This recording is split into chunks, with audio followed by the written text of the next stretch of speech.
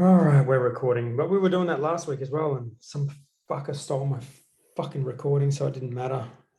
Sorry, people on YouTube. That's okay. Oh, there he is, Hendo.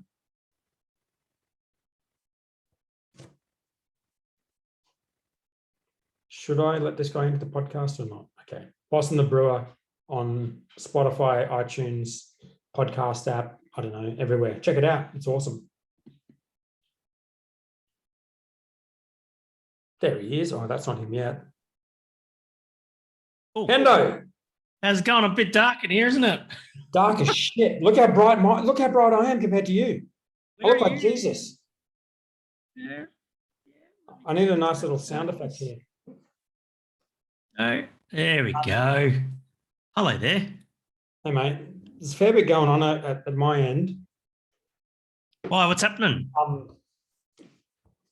So last week before our podcast, I had this idea, right? Because I went on another podcast called Small Business, Big Marketing.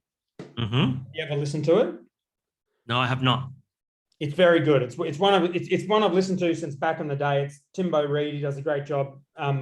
And when I went on the podcast, it's very organized, and they said that they taught me how to record the podcast when we're doing it, right? So I think this time we should do it. We should do what? We should do this recording technique. What's the recording technique? You get your phone here, right? You go airplane mode. Yeah. Then you bring up voice memos. Yeah. And then you press record and you leave it there. So okay. And you do the same thing. Okay. You're Android, aren't you? Yeah, I'm Android, man. Well, I don't know, dude. Now I'm lost. I can't airdrop shit. Right. Well, the idea is if our recording goes to shit, I have my voice here being recorded and you have your voice recording, and I'll just stitch the two together, which I can do. Well, I can just hit the record button here. Oh, you got to give me permission to record on Zoom. I'll give you permission. How do I do that? You go to click the security thing down the bottom there. Yeah. And you go allow participants to record, or you can make me a host or something like that. No, I don't. Okay, wait. How about we go? Make co-host. Okay. Make host. Yeah. Co-host. Yeah. There you go. Wait, no, that's change host. I don't want to change host. No, you can make a co-host. Co-host. Oh wait, allowed to record local files. Yeah, that'll work. See if I do make host. Let's see what happens. I'll change host. Yeah. Oh, now I'm the host. Now mine's not recording. Oh wait, I think mine's still recording. Yeah, you're still recording. Yeah. Okay. So I can go recording on this computer, and now we're both recording. Okay. You better explain to the listeners why the fuck we're doing this. Okay. Well, first of all, have you got a beer? Yes, I do. I have my. That's the first time everybody's heard. All right, wait. We're going to repeat. You talk. I'll be back in a second. Last week. Just saw your glass. 1 second, because I brought this, but I can do better. You talk. Oh, I've got here my Helios brand spanking new. Actually, it's not brand spanking new because I used this last week in the lost episode, and it's a Helios. I don't know, tulip glass, I suppose you'd call it. Last week, the running joke was that I said the box that it came in had a note from Adam Shell. No, not that Adam Shell, the other Adam Shell. That basically said that there was no responsibility taken for the cleanliness of the glass. And so funny me decided that I would go and just pull the glass out of the box and go and pour a beer in, expecting it to be pretty shit in terms of its cleanliness. Cleanest fucking glass I've ever had. Yeah. And I did get a photo of it because the photo is good because I have it on my phone. My God. Anyway, yeah, I've got, thanks to the Helios crew and one of the two Adam Shells, I've got the Cyclops IPA. It's just what I have. What I had last week, but we will never see that. But I was back in the brewery teaching today, which I was very excited about. Nice. Yeah, so back to face-to-face teaching. Poor students, they were all Zoomed out. Poor buggers. Zoom sucks, except for they did 3 days a week of Zoom for like 3 or 4 weeks. I don't know how they did it. They did an amazing job. And we just decided to bring forward the face-to-face, and that was it. Fucking look at that. Oh, that's clean. Wait. Oh, see, now my phone's on airplane mode. I don't even know if I can do this while voice recording. Jeez. Oh, I think I just broke my recording. Oh, God. Turn off airplane mode. Oh, shit. This is a lot. Hang on. I got to get that photo, though. There we go. I'm going to do this. Show me the logos at the front. Oh, wow. There we go. Yep. No, logo. Yeah, nice and face it up. There we go. Boom. That's brilliant. Clean as glass 2 weeks in a row. I don't know how that happens. Nice. Well, give us a little one sip review of that one. Oh, yeah. It's nice and hoppy. Lots of pine. Bitterness is quite low on this beer. Is it? It's really interesting. What's the ABV of this? 6, I think. 6%. Yeah, it's very lingering bitterness, but it's not overpowering. Nice bit of pine, nice little bit of grapefruit going on. I think that's a pretty good drop. Nice and clean. Nice. Now with your glass, you've cleaned that since last week, right? Yes. I put it in my new IKEA dishwasher, German dishwasher.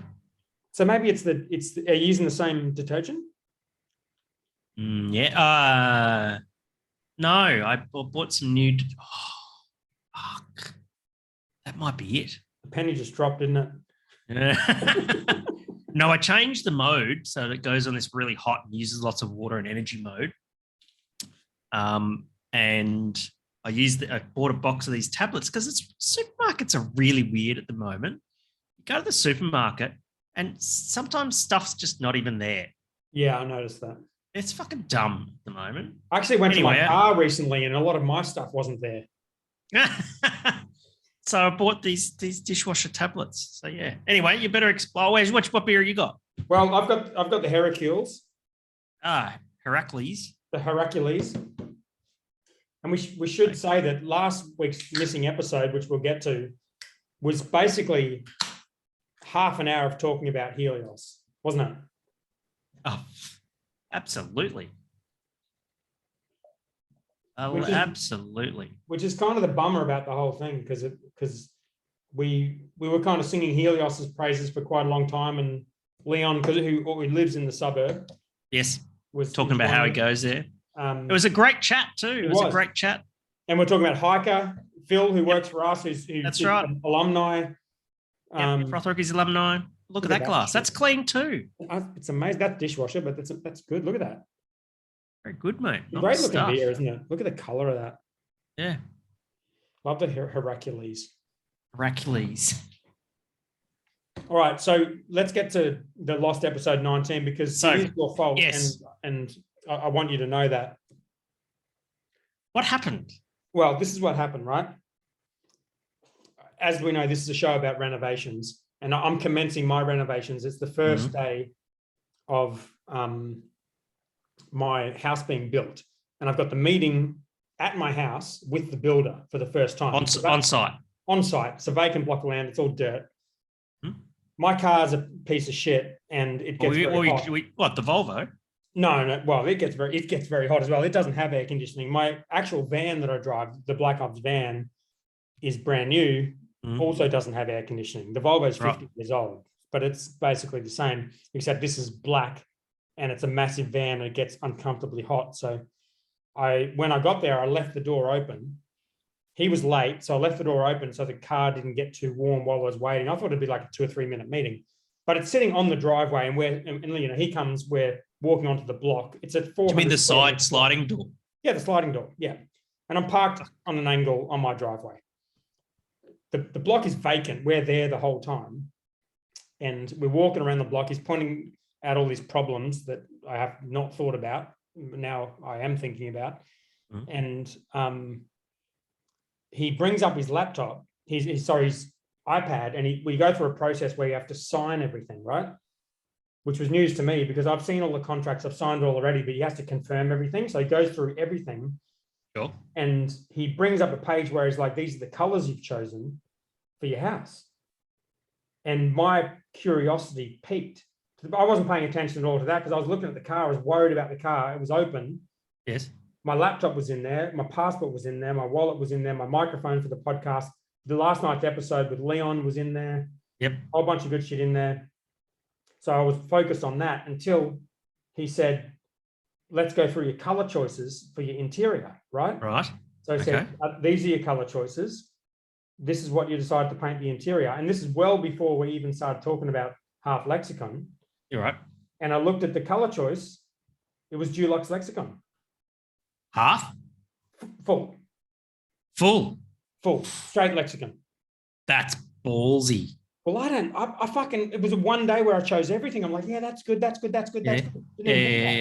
Yeah, we were at the display home going, yeah, I'll have that and that and that and all that sort of stuff. And you just, out of the blue, just chose full Lexicon. Well, just instead lexicon. of Lexicon it's not half. Called full Lexicon. Lexicon's a nice. It's just called word. Lexicon. Yeah. Lexicon. That's a ballsy move, mate. All right. Well, I didn't know it at the time, but I was excited when he pointed this out to me because. Yeah. So you're jumping up and down because you've chosen a pretty good color, in my opinion. I was excited that it was our color, and I actually took a photo of it. I was that excited. I was intrigued by this whole situation. Meanwhile, some druggy fuck comes along and steals all my shit. So you're literally standing a couple of meters away from the open door of the van. Well, we're at the back of the block at that point, looking towards the van. The block's it's 12 by 35 meters. So I'm 30 meters away from the van, but we're looking back towards the van. Yep. And you're looking at the iPad going, fuck yeah, I've got a Lexicon in my house. And this guy just happens to walk past. I saw the video of it. Where'd the CCTV footage come from? Yeah, my neighbor across the street. Oh, what a Not that it helped the police at all, because didn't get any phone calls or anything from the police or any emails or anything. They're busy doing other shit, apparently. So the laptop gets stolen, your passport, your wallet. Yep. Brand new MacBook Pro. You can't even get them. I went back to Apple, went to JB's. You can't get them. They're sold out. It was brand new. It was a month old, top of the range MacBook Pro. Yeah, because you were like you hadn't replaced your MacBook in years because you're a cheap bastard. Correct. And finally did it, and then it gets stolen a few weeks later. Yeah. Fuck. And we lose episode 19. So this episode we're recording right now is going to be episode 20. Yes, I agree. We can't double do 19. No. And I got on the Find My app. I chased them. I chased. You found it, didn't you? It was knocked on doors. Fucking nothing. So you found it?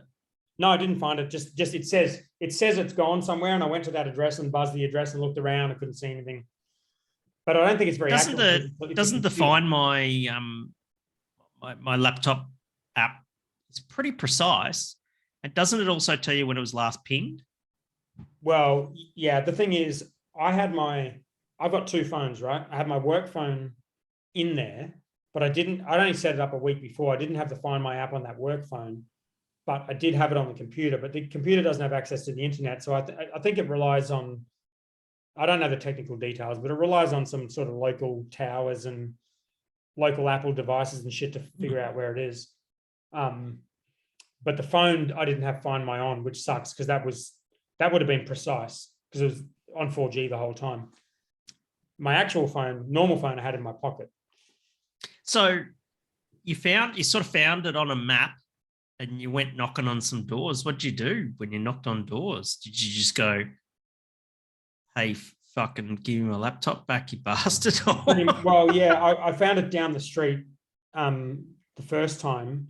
And I went and I looked around. I parked down the street so they couldn't see my car because I knew that the car they stole it from, they would recognize from, if I drove up. Smart. I put the voice record app on my phone so that if I did have a conversation with someone that was dodgy, it would be recorded. I don't know if that's illegal or not, but not in Queensland, I don't think.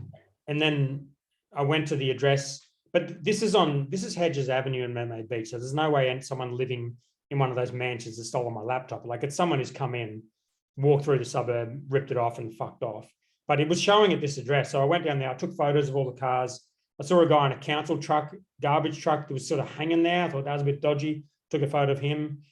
And knocked on the door of the mansion. No one answered. I pressed the buzzer, no one answered.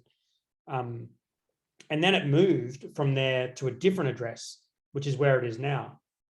And so I went down to the other address, looked around there, couldn't see anything. But I think what was happening is that this guy was walking. You can see in the video, he walks past real quick, obviously spots it, comes back 2 minutes later and steals it. He's on a mission to steal shit. He was carrying a bag at the time. He'd probably stolen someone else's shit. And then he's probably just walked down hedges and it's pinged a few towers and it's pinned him in that location. And then he's got in the car and fucked off. Is it still getting pinged? No, it hasn't changed since that second stop. I check it all the time.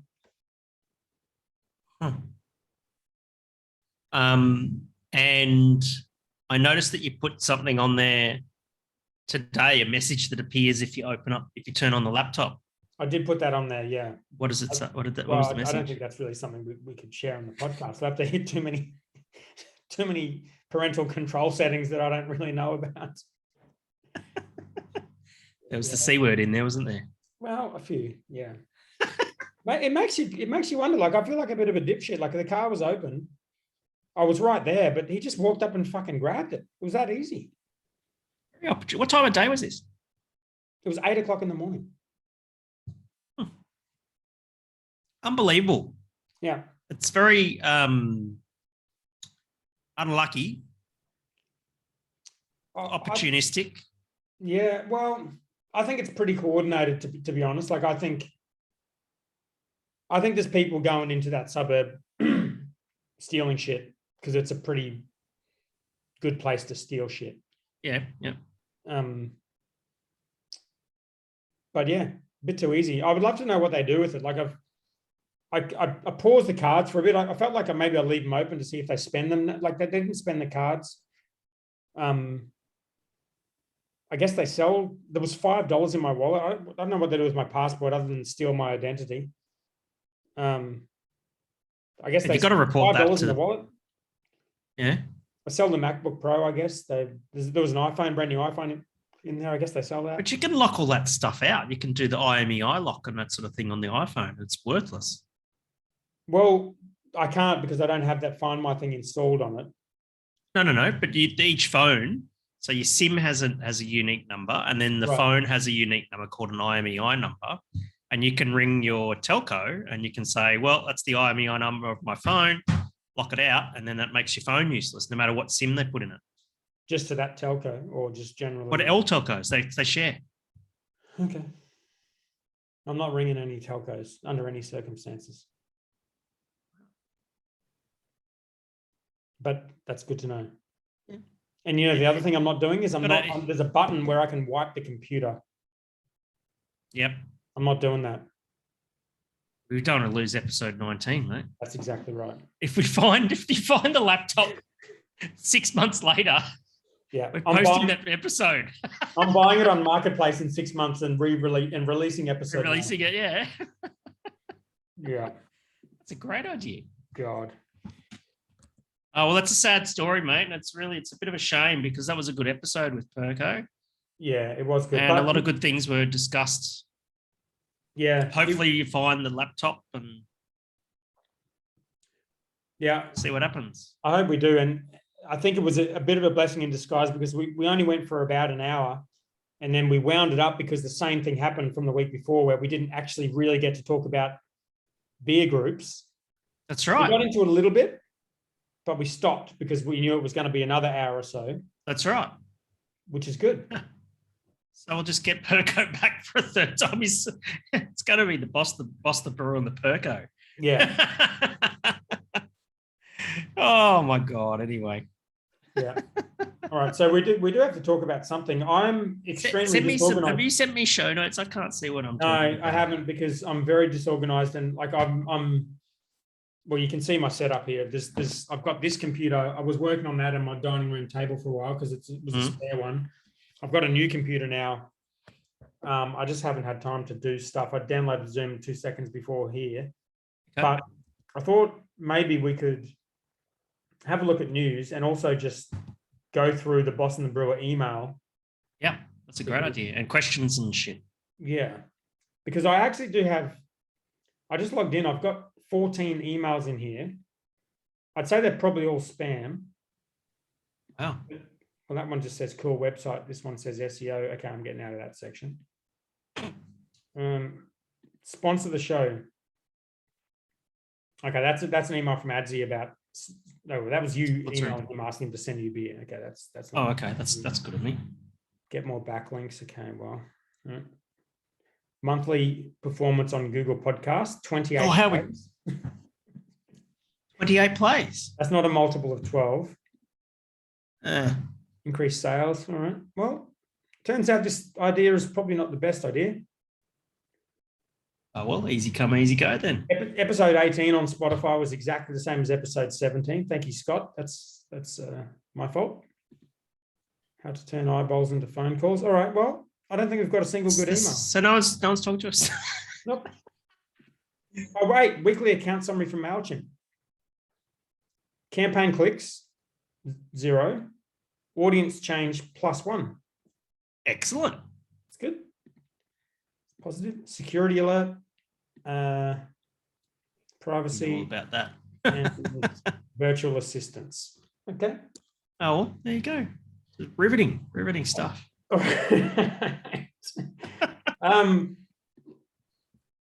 There has been some news, and I'm not really organized enough to bring it up. But have you checked out any of the news that's going on, Hendo? I have some distilling news. Okay. Lark Distilling Company's share price dropped 28% today. I read about this today. Because the CEO, he'd been extorted about a photo of him smoking ice, and he had a crack pipe and smoking ice, and the photo got released. Oh, I was reading this on the AFR website today. You didn't mention ice. Yeah, that's what it was. I was just watching on ABC, and so he quit. He did quit today. Jeff Bainbridge. Yep.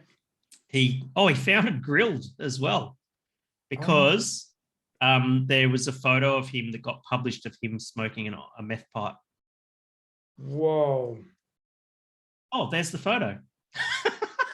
Where? Send me the photo. I don't even know what a meth pipe is. I wouldn't know. Is that what Grace Tame was smoking in her thing on the couch? That was an oboe. I don't know what that is. It's like a bug, but an oboe. It's a long bug. That is a bug, mate. I don't know anything about drugs, Hendo. A bugle. But instead of a bug, it was an oboe. Okay, well, I don't know about any of these words. So, wow, this is Grilled founder and Lark Distilling chief quits over meth pipe extort. So this is what I read on the AFR, right? Because they didn't mention any of that. They just had a quote from him that says, "I attended a gathering with people I didn't know and don't remember much more about that night. However, the next morning I was played footage which made it clear I had been set up as part of a shakedown." I don't think he's with anyone in that photo. I think he's just TikToking himself smoking meth out of a glass pipe. See the photo in there? I've seen, yeah. Jesus. Oh dear. Meth, not even once.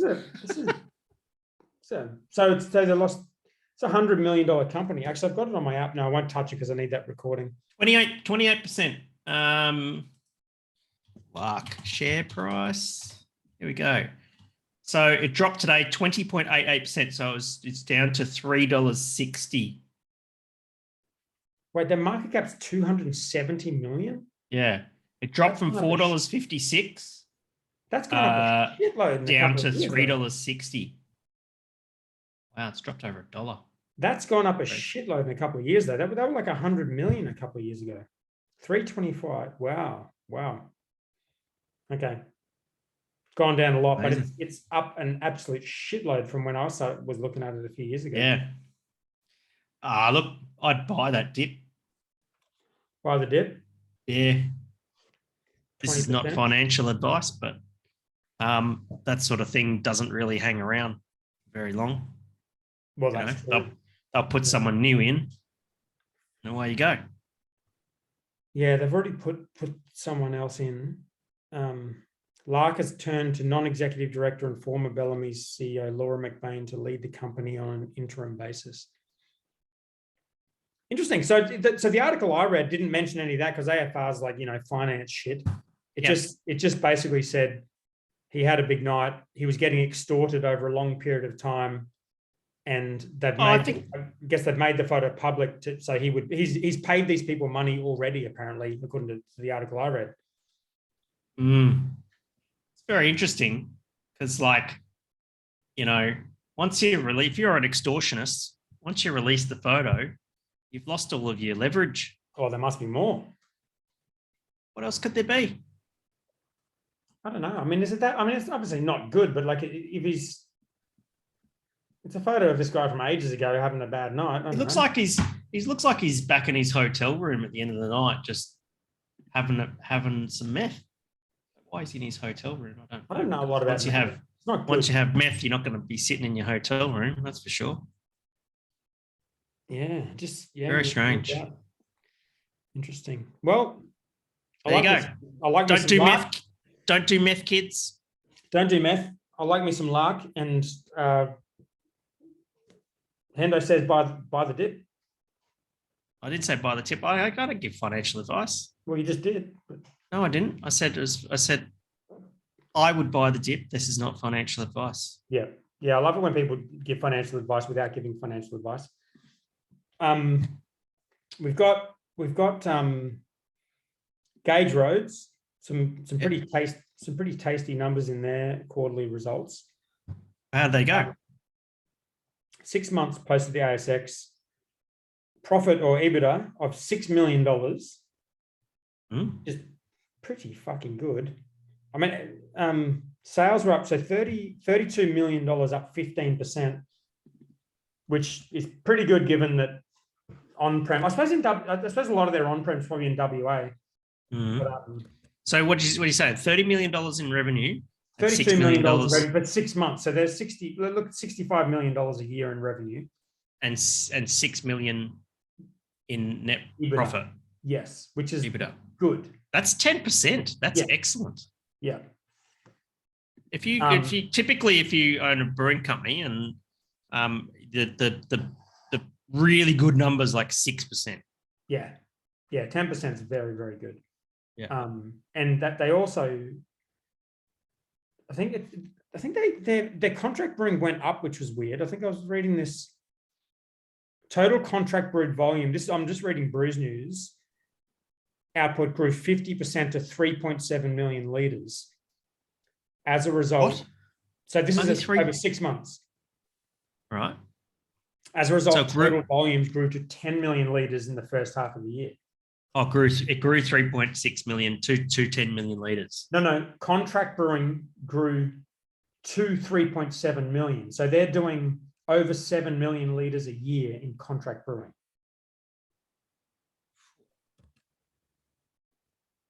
Do they count things like the brands that they own as contract brewing, like Matzo's? Or No. I don't. That would make no sense. No, they're brewing for other people. I wonder what they're contract brewing. Yeah, it's as good. The Woolies beers, I think, significantly reduce the contract brewing. Interesting. It's a very high volume game. Old contract brewing. You don't make a lot of money, but you pay the bills. But they're doing close to half of their volume in contract brewing. They're still making 10% profit. They're doing pretty fucking well. That's pretty good. Yeah. It's pretty good. Forecasting 19 million litres for 2022 with costs of 47 cents per litre. I don't really know that metric. Do you know about cents per litre? That's probably good. Yeah. It's pretty cheap. 20 million litres would be, well, that'd be by far the biggest independent now, wouldn't they? By a mile. If they hit 20 million, I would probably, Stone and Wood was not independent anymore. So yeah. But they wouldn't say, but Stone and Wood weren't doing 20 million litres, were they? No, they were doing about 16. Yeah. But if it's their own brands, if they're doing 4-ish, so if they're doing 12 million of their own brands, so they would have been behind Stone and Wood. That's about right. But that's some good numbers there. It's a lot. How's their share price? Well, that's the thing with Gauge Road. Their share price doesn't change much. Like, it doesn't matter how many good results they put out. I'll have a look. So during the pandemic, it dropped down to 1x revenue in market cap. 43 cents during the pandemic, and now it's up to about 93 cents. Yeah, but it was like that before. If you look at 1 year. It's back where it was before the pandemic. Exactly. They're doing $110 million market cap, and they're doing about, what was the revenue? 40. Google says profit to earnings ratio of 25.53.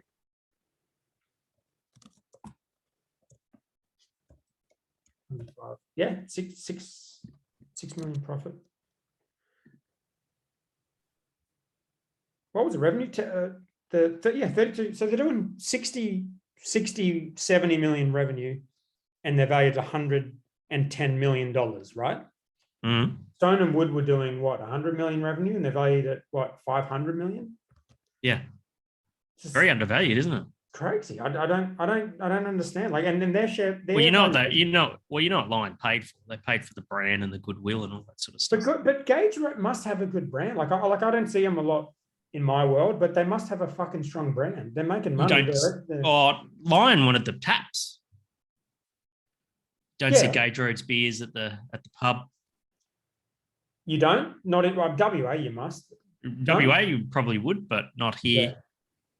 They do well in small pack, you see Atomic Pale Ale and that sort of thing everywhere, but not necessarily, don't really see it. I've seen Matzo's on tap occasionally and stuff like that, but it must be different in WA. I just kind of assumed they were kind of the Stone and Wood of WA, but I guess if you're going to buy a business, you'd buy one that can service the East Coast as opposed to one that's in the West. But yeah, it always seems that to me, every time I see their results, I'm like, how is this stock so cheap? Yeah. And they've also just opened that brand new brew pub. So in Sydney. No, Frio. Have you seen it? Oh, yes. Yeah, that looks awesome. It looks so good. There used to be like a motor museum or something like that, I think. Yeah, right. I've been to Frio like very briefly, but didn't see anything there. And that place looks awesome. It says it received 40,000 visitors during the first 2 weeks. What? That seems like a lot. It's fucking huge. What? That's crazy. Yeah. Wow. Well, there you go. Good on Gage Roads. Gage Roads. What else you got, man? Oh, God, not a lot. What else we got here? Brew. Oh, dear. Are they going to sell that Ballarat site? Yeah, that wasn't mentioned in their results, but yeah, they're so fucked. Product there was a 5,000. What did I see that was interesting this week? You know what I'd like to mention is talk about something that actually got lost in episode 19. Okay, it might come back. Keep that in mind. While we were talking, that's okay. Whilst we were talking about our awesome sponsor, Helios Brewing Company, we were talking about more breweries opening up in that area. Yes. And we were talking about Hiker Brewing Company, which sort of got announced amongst friends of the two founders, which is Dan Venemer, former head brewer at Catchment Brewing Company, and Phil Sharp, who's formerly, well, you worked with him, you said. I still do. I saw him today. Oh, yes, you work with him now, but you worked with him years ago. Oh, yes, no, I worked with him at QR 20 years ago. He was mine and Eddie's sort of more senior boss in HR. How the turntables. Yep. And so, what did you say? He was your boss? Well, he wasn't our boss, but he was like, this was a long time ago. Like Eddie was a junior out of school, basically, and I was like 1 year out of uni. Yeah. And he was sort of like higher up in HR, and we were kind of entry level people. And it was the name you'd hear, and it's like, oh, Phil Sharp, and it's like, oh, that guy. Like he was like a manager, like way off in the distance. Yeah. But then his name popped up again when he reinvigorated the Queensland Beer Awards, and he was running that. And yes, we he was recognized working at the RNA. And we recognized the name, and he came up to me. He's like, oh, I remember you guys used to work at QR. And I was like, oh, I recognize the name. I just didn't think it would be the same Phil Sharp. And yes, and now he's working for us at Black Ops. And he's I think he's going to leave. Former student of mine. So he's a froth rookie. And he's OG froth rookie. So he was in the first intake in 2020, mid-pandemic, and all that sort of stuff. That's yeah. Cool. Yeah. And so it was pretty, he did really well in the course, and he and I had been talking, and I'd been talking to Dan Venemer as well. They both wanted to build breweries and that sort of thing, and they were both showing me different buildings that they wanted to rent. And one day, the penny dropped. I said, hey, Phil, you should talk to Dan. And I said to Dan, you should talk to Phil. And then lo and behold, they're starting a brewing company and they got the keys. So they're starting a brewery in Salisbury on the south side of Brisbane called Hiker Brewing Company. It is just a stone's throw from Ballistic in Salisbury. Yeah. So I think between Ballistic, Helios, Slipstream, Hiker, that's becoming a little bit of a hotbed of activity on the south side of Brisbane, which I think is pretty good to see. That is cool. My memory of Salisbury was when I used to do up old Celikas and rewire them with computers out of chimeras because they were so cheap. Salisbury Wreckers? 100%.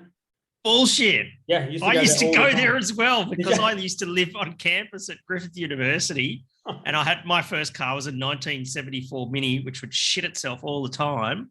And I was too poor to buy parts. And so I'd go picking at Salisbury Wreckers. That's awesome. Yeah, probably not the same year, but what year? What year are you talking? Oh, probably 91 to 93. Not the same year. Not the same year. Speaking of how old you are, was it before? You had a little milestone during the week, didn't you? What's that? You had a milestone during the week. What was it? Oh shit! Yeah. It was my birthday yesterday. Yeah. What are you working with? Early 30s or late 30s? That kind of level? Yeah, thanks, man. Yeah, that'll do. How was your birthday? I was pretty good. I'm not 50 yet. I'm pretty close to it. Okay. I was actually in meetings from like 3:30 in the morning with the US on Zoom until about 11 o'clock or so. And then I just kind of relaxed and took the rest of the day off, and went and had a couple of beers with a mate. Pretty quiet. Going to celebrate this weekend. So, this weekend catching up with a few friends. We all used to live in New Farm. We now live over sort of the other side of the Brisbane CBD, and we kind of haven't had our formal farewell from New Farm. Oh, nice. And so we're going to get together at a restaurant over there that we really like and have a bit of a farewell from New Farm. Can you say the restaurant, or will you get hounded? Yes. By fans if you? No, the restaurant's called Bamiyan. Bamiyan, okay. I used to live in just like the Skrillex song. New Farm when I was younger. Yeah, it's basically near the cinemas there, right? James Street. Or... No, Brunswick Street. Oh, okay. Yeah. Yeah, near the not those cinemas. The cinemas up on Brunswick Street. Yeah. And it's an Afghani restaurant. Nice. And it's cheap as shit, and the food's so tasty, and there's just heaps of it. Nice. It's amazing. So highly recommended. It's BYO. Go and have a beer at Hellbound or the Brunny or something beforehand, or afterwards, or both. And that's probably what we're going to do. We're going to we'll probably get the ferry around or something like that, and get off at Howard Smith Wharves and up the elevator, and it's just a block away from there. And have a beer before you go up the elevator, I thought. Oh, I love Felon's Crisp. I love that beer. Hell yeah. Have you been to the barrel room in there? Apparently it's fucking huge. Someone showed me a photo. It's massive. It's massive. Yeah. Lots of barrels along the glass at the front. And it's a pretty really popular, very, very young crowd now. Yeah, right. But they have some amazing acts play there. They had like DZ Death Rays and stuff play there, and I've no idea what that is. it's like a band. You know, if you smoke more weed, you'd probably know who DZ Death Rays If are. I smoked more crack, I would probably have a good idea of. Yeah, maybe. Yeah. So yeah, that's basic. That's what the plan is this weekend. Love Felons Crisp. I fucking love that beer. All my students know how much I love that beer and love to try and replicate it poorly. And but you know, Tom Champion, Link Gibbs, very, very good brewers. Yeah. Way better than me. And ex little creatures, is he? Yeah, Lion. Yeah. Yeah, Lion. I work with Link at Stone and Wood. Yeah. Nice. All right. Well, that's good. Oh, Jesus. Okay. I did put a thread out here for questions, but it's looking pretty savage. I'll Is it shit? Yeah, right. Yeah. Bring the shit posts. Well, I like this one though. On the topics of birthdays, what's the best brewery birthday beer you've had? What? That's a tricky question. Best brewery birthday beer. Well, you brewed a brewery birthday beer not that long ago with Rebel, didn't you? Yeah, the Nemesis. Yeah, I think that's the question. The birthday IPA beer for the brewery. What's the best you've had? The best that I've had. I really like the Nemesis cold IPA. I've given you a lot out there. You should take it. Yeah, I was pretty proud of that. It was a very tasty, mouth-watering beer. Was Neverland a birthday beer? Sure wasn't. It was Jesse's staff beer. Really? Yep. Bloody good. And he just got married. He got married last weekend, and we brewed it again so we could have it on tap at his wedding. So it's on tap. It's available at Black Ops at the moment. Yeah, right. That's a lot of fans of that beer, man. There is, but it's a small batch. It'll be gone real quick. What about you? Well, I think Fiends was the original birthday beer we did. Yeah. French Imperial Eggnog Stout. And then every year we've done, now we've got the HQ birthday and then the BH2 birthday and the AWOL birthday. So we've got a lot of fucking birthdays. When's that coming up?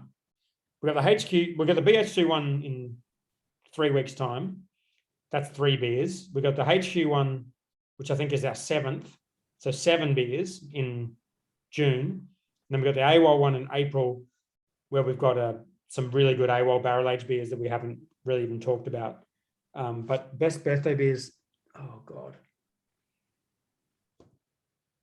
I like that when we did the 4 beers for our birthday, we did birthday cake stout and we did a bunch of other ones. I think we did Murder Hornet and 2 others, and Dave Heavyside come and did the design for us. And the Murder Hornet one ended up making the top 10 for the Beer Can Design Awards, and it was shown at Gabs and stuff, which is really cool. Yep. So that I'd probably choose that one just because it was a cool, fun beer, massive, cool label, 10% black IPA. And he just, like, I'd known him for ages. Like, he messaged me, he's like, man, I got to design some cans for you. And I was like, all right, just do this one. And he did that, and I was like, this is fucking amazing. So I'd probably choose that. Very biased though. It's very biased. It's extremely biased. But I don't have a sponsor's birthday beer here to talk about. No. I wonder if their birthday's coming up soon. When's the Helios birthday? Have a look into it. Not sure. All right. See, some of these questions I don't actually know if I'm going to get cancelled if I read them out because I don't understand this lingo. It's like the crack pipe one. I don't know. Just read it, and me being the younger of the two of us, I'll decipher it. Okay, so this question is from Matthew Cuthbert. Does that tell you all you need to know? Yep. Okay, go. Oh, here we go. Would Hendo still be able to pull off the dig at SB? Southern Bay, he's talking about. Okay. The dig? I'm going to show you. I'm going to share my screen and show you the photo, mate. Okay, do it. So if you're watching this on YouTube, then you will get to see the photo. Let me see if I can dig it up, literally. So what he's talking about is at Southern Bay, the Lauderton didn't have any rakes and didn't dig itself out. Right. Right. And so in order for you to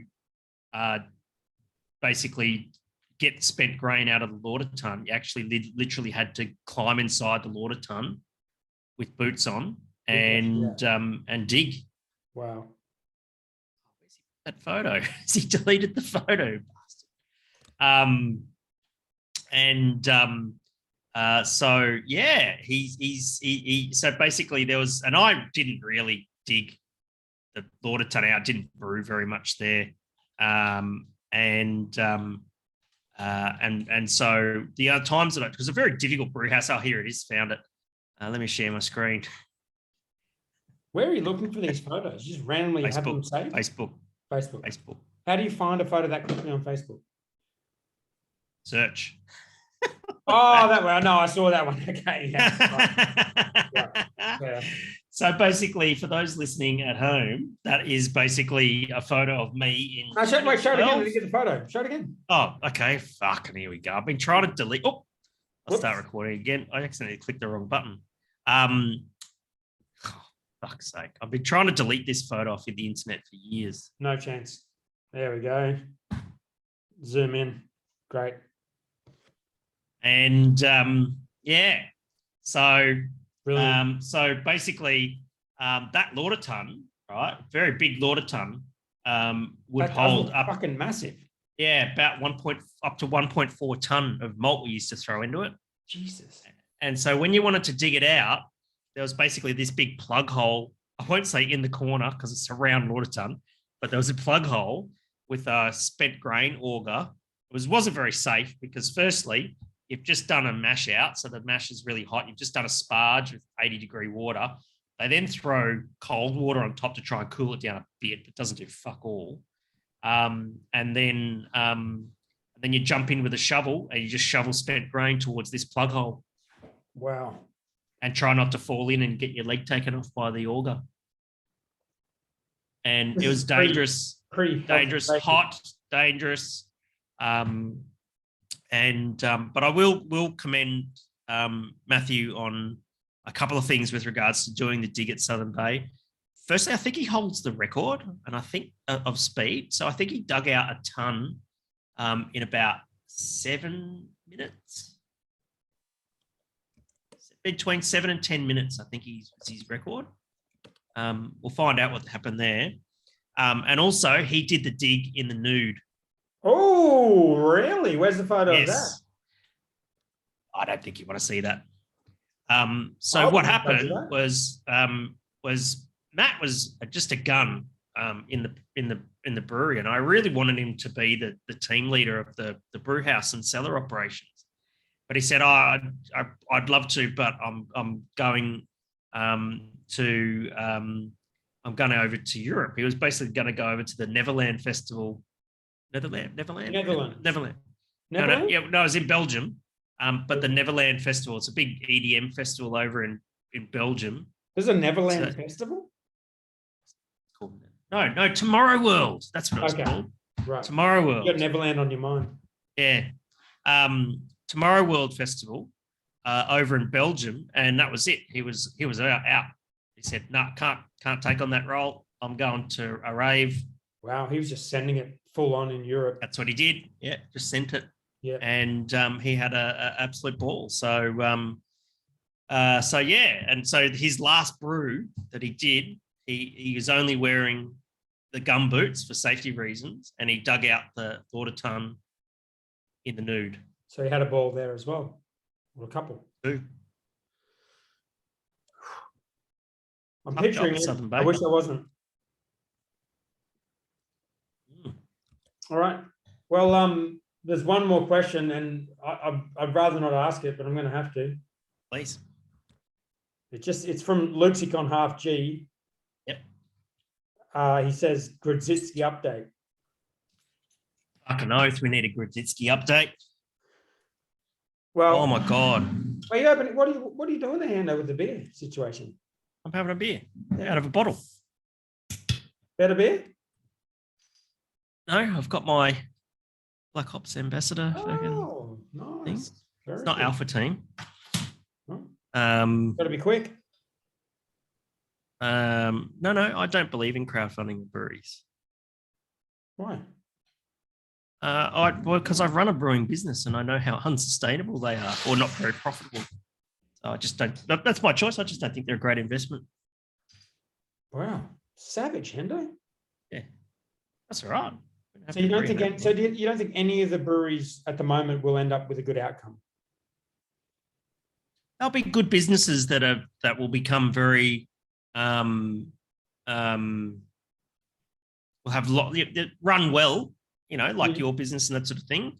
They'll do well and continue to be successful and that sort of thing. Yeah. But from my investment objectives, owning a brewery doesn't really fit into what I personally believe a good investment entails. Yeah. Because breweries, as they grow, they're very cash hungry beasts. You know that, right? That's why you keep doing the capital raising and all that sort of stuff. Yeah. And I just have reservations about businesses that constantly require more cash to grow. Yeah. And on the flip side, seeing Stone and Wood selling for $500 million, that's great. But investors they'll see a return really only when the business sells. And that could be a long time. Yeah. So I don't mean that in the sense that I think Black Ops or any other equity crowdfunding in a brewery is a bad investment. It's just not right for me. That's fine. But what so as an example of a business that is good for you to invest in, what would you be looking for? Paint.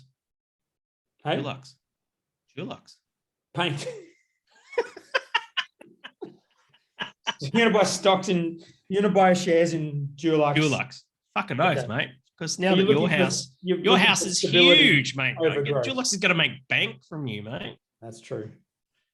Looking for stability over growth. Okay, now let's before we get back into that, just work with you a little review here because I want to know what you're working. As in the beer? Yeah. I'm drinking Bridge Road Robust Porter. Wow. So I was given this for Christmas. I was given one of those mixed six packs that you get from Dan Murphy's and that sort of thing. So you're saying you should have a dark beer? Is that what you're saying? Yeah, why not? It's a summer dark beer. Okay.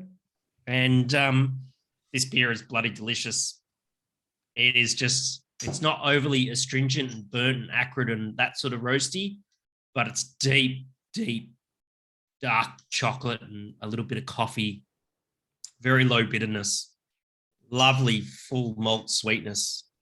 It's pretty good beer. Wow. Do recommend.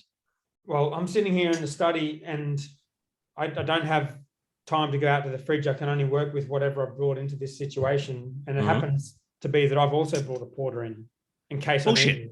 Which one? I need it. Well, sure. I mean, I support our sponsors. So what do you got there? Kronos. Oh, that's a big beer. I know. Well, I've been avoiding it for this reason. Right. But I have it here every episode just in case, and you just cracked a porter, and I thought it would make sense. Yeah. I'm going to fucking send it, Hendo.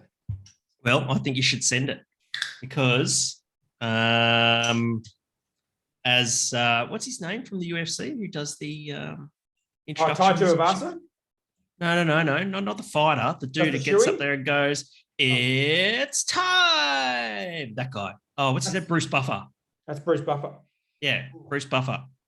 That's you. This is your moment, mate. Okay. It's time. I thought you were suggesting I shoey it, and then I was actually worried. I mean, you watch the UFC, don't you? I do. I hate myself for it, and I don't want to talk about it, but I do watch it. Yeah, we've got a lot in common. I like watching the UFC at the pub and Formula One and SpaceX. What was the third one? SpaceX. Yes. Yeah. No, we're going to do this America trip. We can basically go now. We could do a podcast tour. You know what we could do? We could do a tour, like a podcast tour of America, and just interview. Oh shit! There's some news for you that I haven't thought about. Did you see Modern Times Instagram this week? Oh yes, they shuttle their bars. They shut like four brewery bars down. Yeah. That was one of the breweries we went to when we went. Well, we went twice, I think. Portland one and the San Diego. Where's their main brewery? Well, San Diego was the first one, I think, where we went. But they had one in Portland. They had them fucking everywhere. And they shut them all. Well, they shut 4 of them, I think, didn't they? Something. That's crazy. Yeah, and it said pandemic, and like a year or so ago, they were really embroiled in that the scandal with that rat magnet Instagram account that brought out all the stuff with the staff. Yep. Yeah, that so. Were they underpaying staff? That in the statement, but they mentioned COVID and competition. So were they underpaying staff and bullying staff and all that sort of stuff? Were they not underpaying, but yeah, just general bad behavior, a lot of shit fuckery and that sort of thing. Yeah, but they mentioned COVID and they mentioned competition in the industry as the 2 reasons. Portland, especially. How many breweries are there in Portland? When I was there was 60, I think, and it was the population of the Gold Coast. It was 60 breweries. That doesn't sound sustainable. Yeah. Oh fuck, that's a big beer, isn't it? Big beer. It's good though. It's got Mando on the front there. Oh, is that Mando? It's Boba Fett. Yep. Wow. I'm going to Google it. I think that it's an interesting one. I guess maybe, my sort of, sphere of the things that I think about when I think about the brewing industry and that sort of thing's really related to Australia, and even more so here in Southeast Queensland, because this is where I live. Yeah. And that you drink local and all that sort of stuff. I was not aware that certain breweries in the US were struggling like that. I get it. There was a lot of issues with the pandemic and closures and all that sort of stuff. They operate on such even slimmer margins than what we do. And COVID's been very different over there too. Oh yeah, definitely. It's just been a shit show. So but Modern Times is I probably should do more research again, because we don't do a fucking lot of research on this show, do we? But no. I remember Modern Times. I think it was started by one guy, right? And it was whenever they did their crowdfunding thing, they did it in like a day, and it was a massive valuation. I can't remember what it was, and it was like he owned the whole thing. And when all of that controversy came out, he quit. I think not quit, but he stepped down. Yeah. And I haven't heard a lot since then, because like you, I don't really keep up with what's going on in America. But you have to think that that's got to be, without knowing anything, without doing any research, you'd have to think that's playing into it somehow. Yes.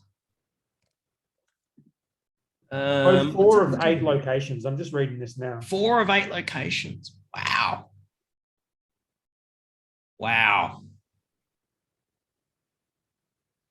And they also reduced their distribution as well. That's oh, there's a blog post. They've made a blog post. Yeah. There we go. Age verification. Am I at least 21? Nope. Oh fuck. Oh no, I'm good. So yeah, they basically put a blog post here. Let's have a quick squiz. So closing Portland, Oakland, Santa Barbara, and Los Angeles. Here we go. So she replaced. Sorry, you keep going. I'm a bit. They're keeping their Point Loma, North Park, Encinitas, and Anaheim locations open, and then shrinking their distribution to stay to Southern California and the Southwest. So the new CEO, this is weird. It's been only a month since the company introduced a new CEO, Jennifer Briggs, who arrived 12 years after VP of HR and Organizational Development at New Belgium Brewing. She replaced founder and original CEO Jacob McKean, a Stone Brewing alum who founded Modern Times in 2013, which is, God, almost 10 years ago, and stepped down in 2021 after an industry-wide spate of accusations. The closure statement suggests that the dire financial straits the company is facing weren't fully understood until this new CEO came on board. Yeah, look at this, what they said in here in the blog, right? So they basically said, we arrived at this current moment as the result of a combination of factors. 4 years of rapid, 4 straight years of rapid, costly expansion, followed by an unforeseen and financially devastating global health crisis and an industry-wide decline in sales. Taken together, these factors have stretched our finances and company culture to a point that is simply no longer sustainable. Damn. They might have gotten too big for their boots too quickly. You know, when things like this happen, it's easy to kind of sit back and think, you know, someone fucked up or this is really hard.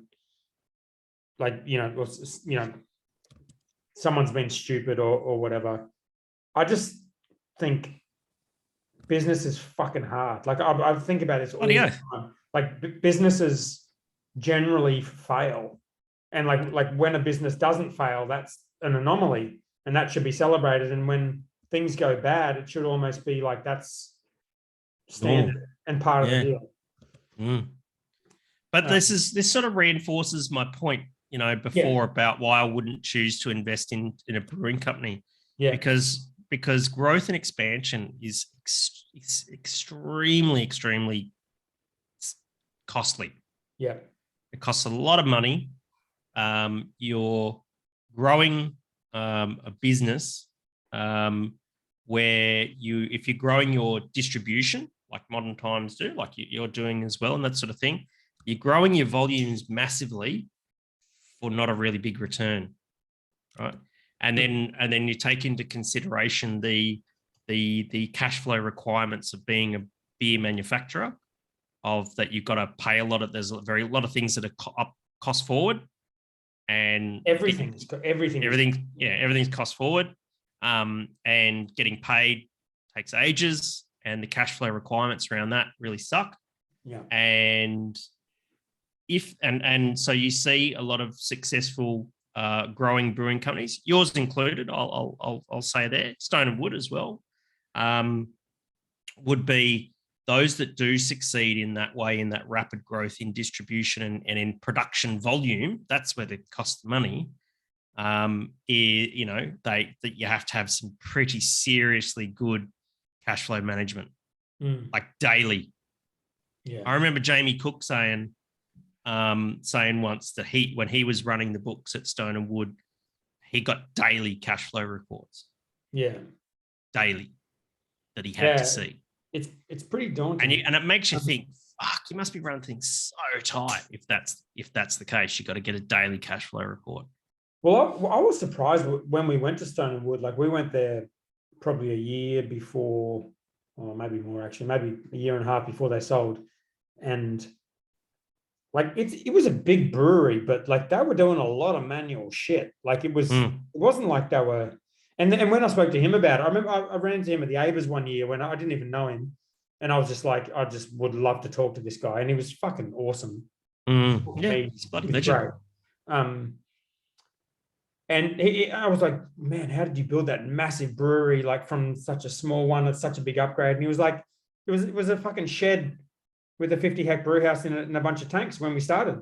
It was budget. And even towards the end, like it was, you went in there. I've been to some pretty nice breweries, and still a shed. It was a shed with some pretty manual shit going on.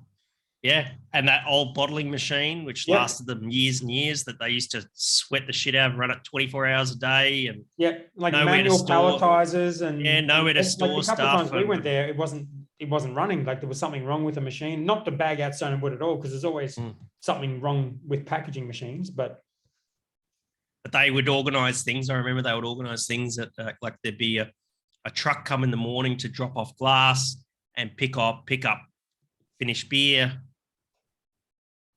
just the logistics around it is just phenomenal. The amount of, beer they squeezed out of that tiny little brewery was phenomenal. So they were doing and- what volumes were they doing at the original brewery? They were I think they got to 3 or 4 million there. That's crazy. That is crazy. Yeah.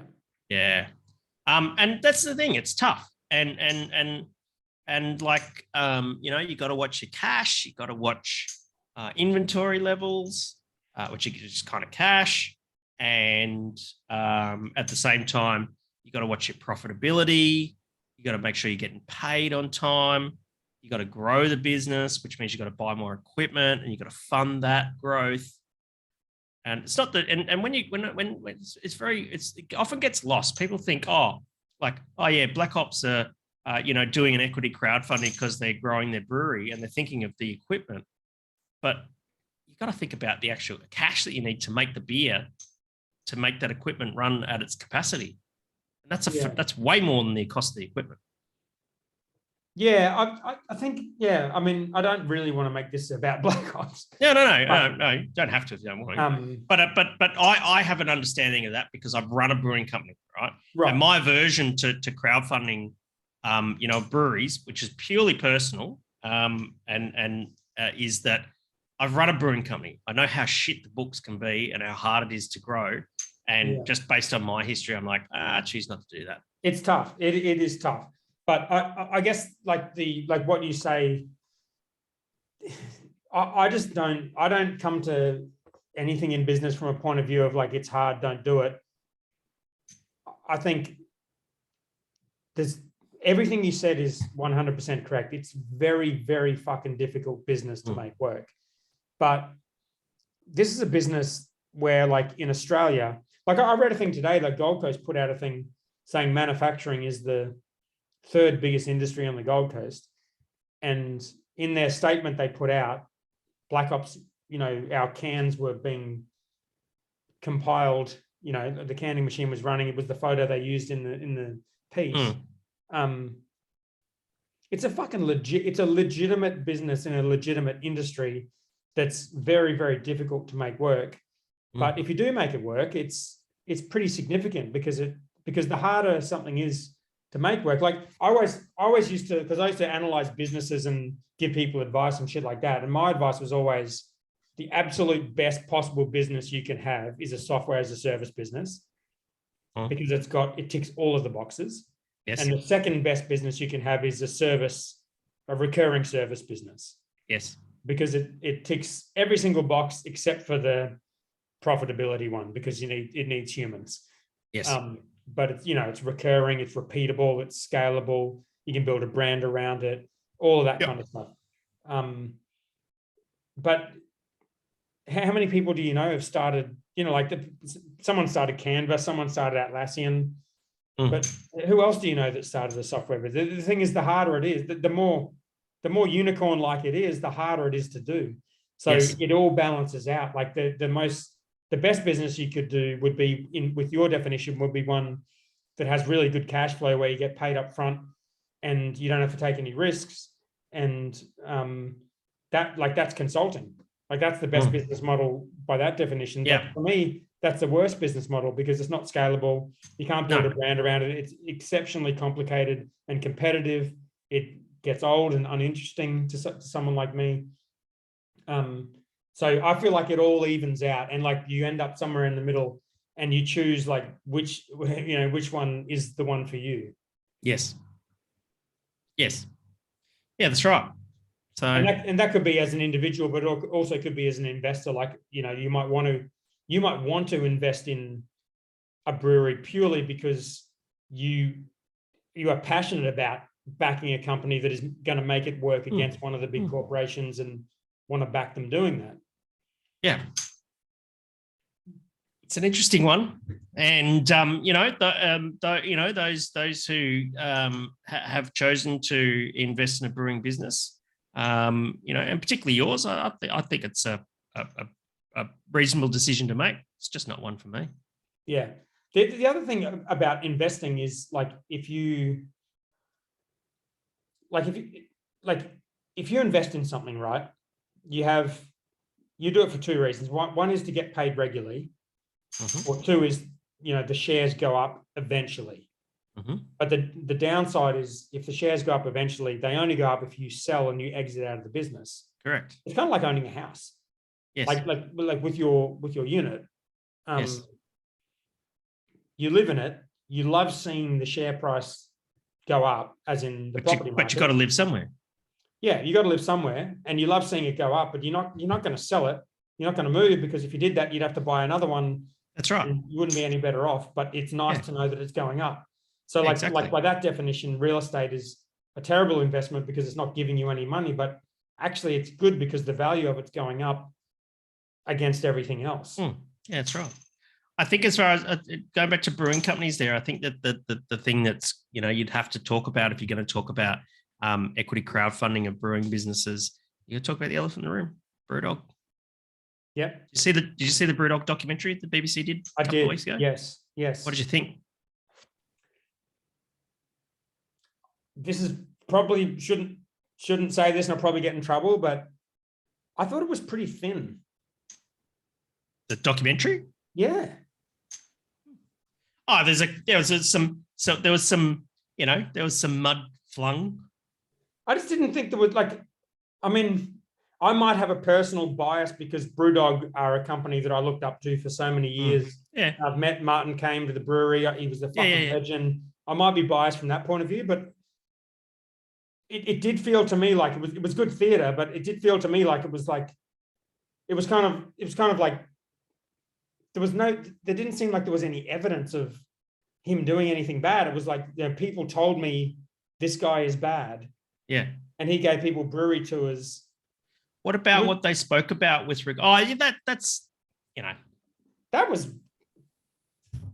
Fuck me, Hondo. How many brewery tours have you given? That's all I fucking do. Is late night. Yeah, it's happens. It's just part of the business. I can't speak to what specifically James Watt was doing, but no one else really did either. Like they just said he was giving. Look, it seems to me that there's okay. I'm not. I meant that when I was referring to the documentary, I wasn't referring about the allegations to James Watt or anything like that, because people put that out there, and people are going to have differing opinions and all that sort of stuff. I watched the documentary and I there was some eyewitness accounts. There was some people who were directly involved who were recorded on it and that sort of thing. James Watt chose not to be on the interview or anything like that. What were they witnessing? Well, one of them was a victim they spoke to in that documentary. Yeah. And who was basically all creeped out by James Watt. But was this the one that was saying like her manager said, don't talk to James? Yeah, the manager was kind of shielding this young lady from James Watt. Right, but the accusation was, my manager says don't. Yeah, dress down. Right. All that sort of stuff. But there was no actual accusation that he did anything. No. You don't just come out with that shit, to tell your staff to dress down because the boss is coming to town for no reason. Okay, fair. There's got to be a bit of track record happening there. I suppose, but where was the evidence of the track record? Well, it's that part, I don't know. It wasn't too much presented. What I do want to raise though was they did touch on so when I originally said, what about that? I didn't really mean that in terms of the accusations level at James Watt. What I was talking about was they did cover the financials of the business. Some of what that. Did you think about that? Some of that, yeah. Well, yeah, I did. Some of that seemed like that was direct evidence. Some of those of absolutely direct evidence. It's public. It's public knowledge. It's in their what do they call it? The PDS thing or the offer document. Letter of offer document, that sort of thing, right? There's some serious stuff with TSG partners and the fact that they've got convertible notes at 19% or whatever it is. That's not, but that's I've done that. That's not. It's not. I don't know.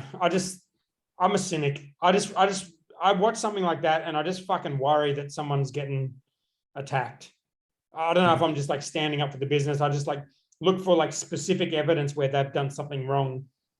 And I fucking, if there is very specific evidence, then fuck them. But here's a good idea. A convertible note where there's a high interest rate, to me, is if you're in a situation where you need money, all your shareholders have put in all that money over all those years, and you get the offer to keep the business alive for that many years, you fucking take the deal. I've been in that position.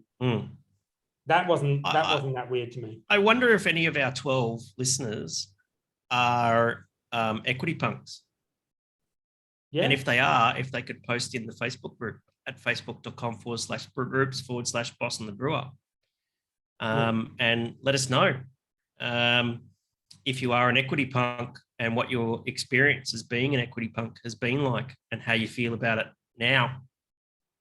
Yeah. Because that's a really interesting one. The thing that I'd sort of heard, which again, like obviously if anything bad happened to the staff or to anyone involved, then that's utterly fucked.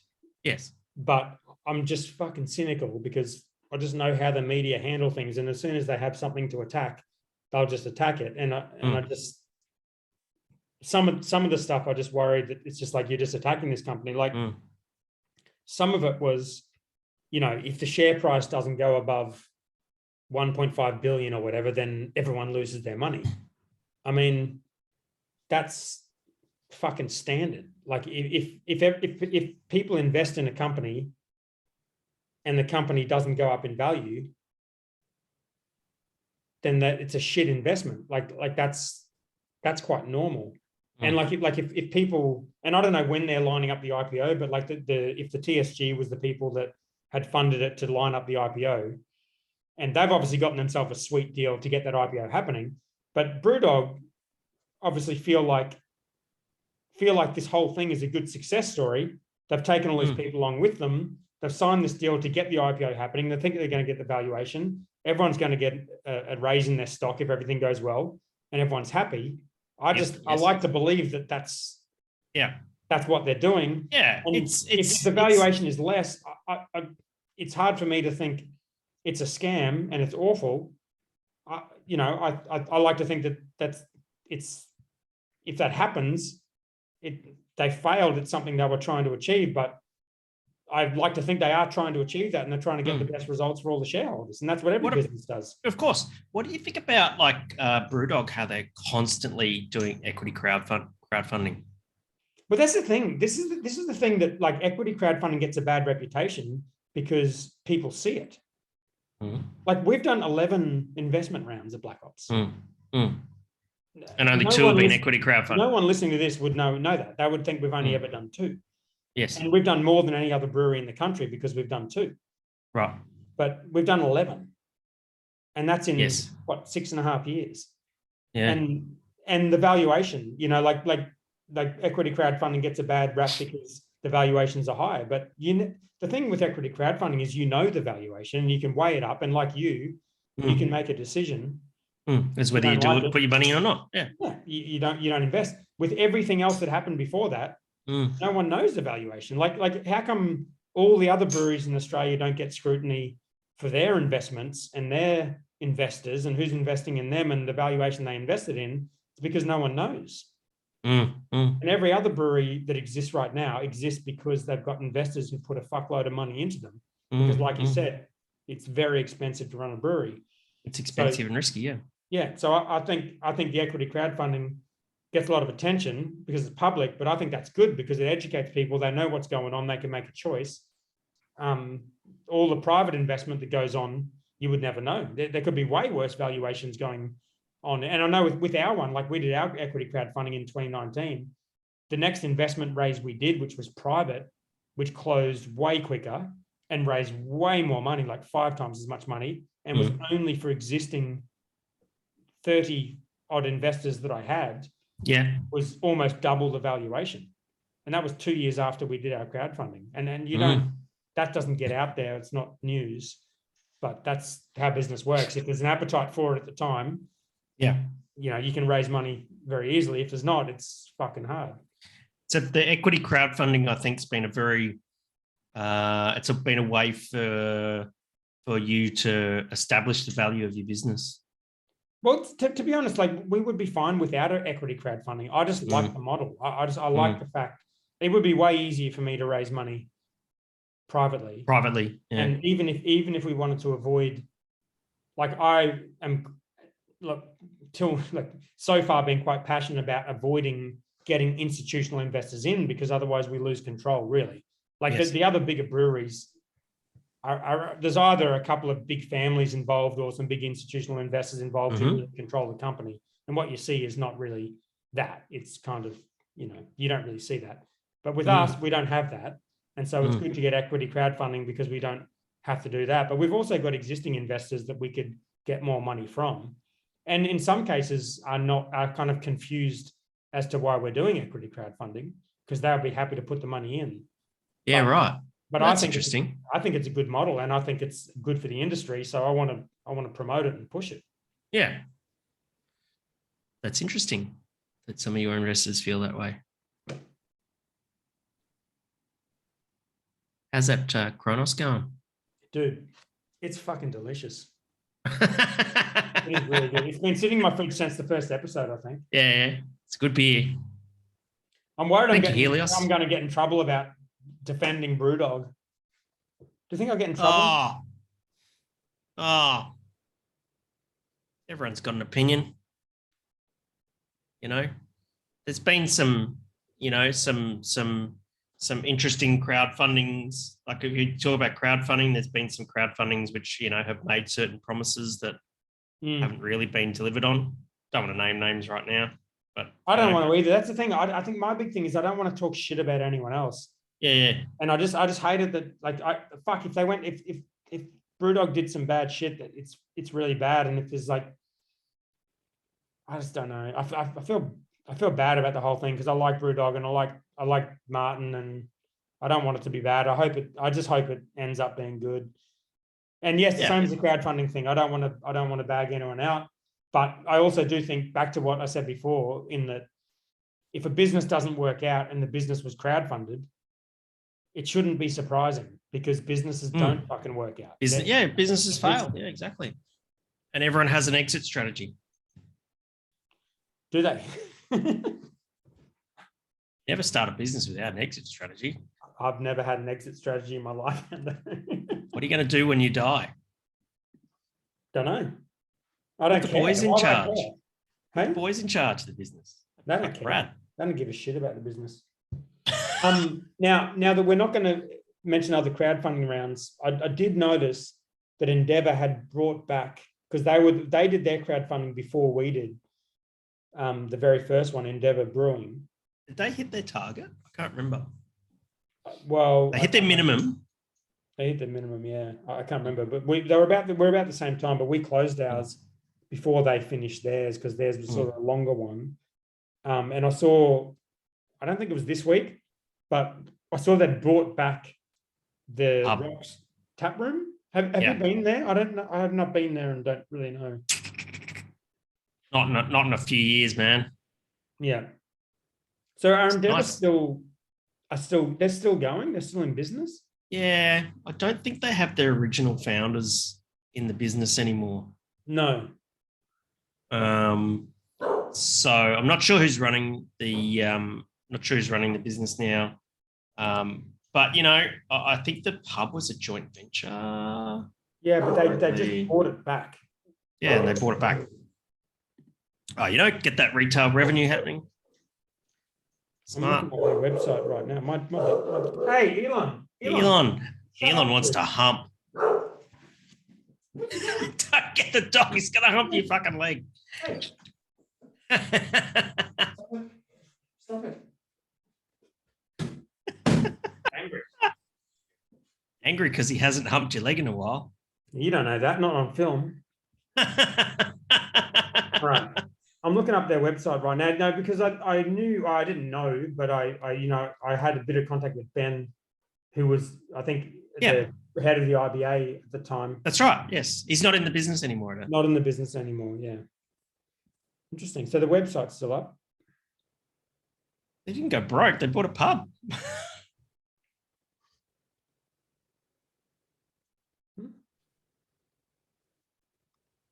Yeah, there you go.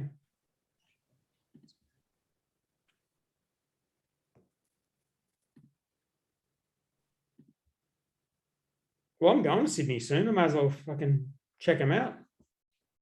Bloody hope you should. What are you doing in Sydney? Because you can. Just for shits and giggles? Shits and Personal giggles. or business? Yeah. No, we've got a what just happened? I said, are you going for personal or for business? And you go, yeah. Yeah. No, we've got a tap takeover. We've actually got a few events coming up. We've got a tap takeover at Sweeney's. I love the wings there, eh? Yeah. Yeah, eat the wings. Okay, I will do that. That's coming in. That's about 2 Just weeks. get a jeep. You can get this big giant fucking plate of wings. Do it. Is it Pete Anstey who still runs it? Okay. Pete still runs it? I have no idea. Pete's a bloody legend, eh? Nice. Can you hear the dog? Yeah. I think it's because the front door's open. He's just horny. Is he horny? Yeah. What's he doing? So horny. Just let him in the room. Oh, don't lock him out. He doesn't like when I talk.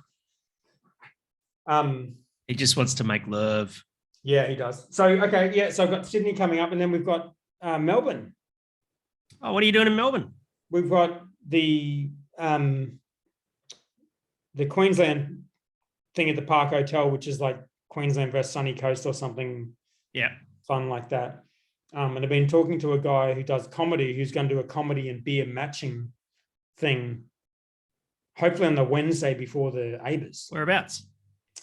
I should know the answer to that, but it's a pub somewhere. Mm-hmm. I don't know. I should know the answer, but I don't. Yep. Is it the catfish? No, no, it's not the catfish. Oh fuck! I'll look it up right now. I love that pub. Yes. Cheesesteaks are awesome.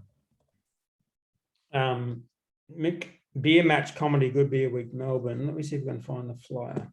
I sent him a list of all our beers because we have to match the beer with the comedian. Yeah, wow. Which I thought would be fun. And so we'll probably brew something for it and then just release like one of the old ones. It's the first time they've done it, so hopefully he pulls it off. All right. Well, that particular flyer doesn't have the location on there, but if you're going to brew a beer for it, why don't you brew a Grodzitsky? That's a fair point. Well, I'll maybe I should put here we go, laughs and drafts. Wait up. Maybe I should put the flyer in the group. Right. No, fuck, this is a different one. Jesus Christ. I get too many emails. So you're going to Melbourne for Good Beer Week and ARBAs? Yes, we're going to ARBAs and Good Beer Week. We're going to do the comedy beer matching. Yeah. And then the Pint of Origin, and I think that's it. Yep. Yeah, I'm going down for that. I'm going down for the F1. Yes, I know that. I'm not doing rub that. it in. I'm not doing that. It's going to be sick. Will be sick. When does F1 start? That's late March, mid-March? Yeah, something like that. I think it's like 30 odd days away or something like that. When's Drive to Survive coming out? That must be soon. I know. I'm gagging for that. Yeah, it should be pretty good. Looking forward to going to Melbourne for the F1. Going with a couple of mates, flying business class because I need to get my status credits up to maintain my gold status. You're really enjoying this, aren't you? Yeah. This is a difference between owning a brewery and investing in. What do you invest in, Hendo, that's not a brewery? Because whatever it is, you're going to the F1 and I'm not. I invest in myself. Oh, this apartment, which I spent 4 months fucking painting. Okay, Tony Robbins. Now, are you going to Good Beer Week for the awards and all that shit, or not? Yeah, I'll go down and judge as well. Yeah. So probably how it's going to play out is I'll probably fly down Tuesday night for judging. Then I'll have to fly back to teach, and then I'll fly back down again on the Wednesday or something for Good Beer Week, Gabs and shit. Yeah, come to comedy. We're trying to do it on the Wednesday before ABAs. Mm-hmm. Come to Beer Match Comedy. Sure. It'd be fun. What could go wrong with beer and comedy? I don't think anything would go wrong if we were catching up and drinking beers, mate. Exactly. All right. Well, that was good. Good chat, mate. Good chat. Next week, well, we do say this every week. We're getting Perko. Next week, Perko's coming on, right? It's the fourth time, but technically only the third. Sorry, episode 19. That's okay. Good. It'll be back. We're going to post that in 2023. Yeah, it'll be back for sure. It's going to be weird. But good chat, mate, and we'll chat to Perko next week. And I'm really interested to learning about the state of play in craft beer Facebook groups and all that sort of stuff. Yes, and it's changed. We did start talking about it last week with like the history of beer thread, which I like that question, but he wasn't prepared for it. So I think next week could be better because he'll be prepared for it, and exactly. He'll have some material to draw on. Indeed. All right. Well, I'm going to enjoy the rest of this Kronos and get humped by my dog. Enjoy your hump. All right. I'm just going to get the peanut butter right now. Okay. See you next week. See you, mate.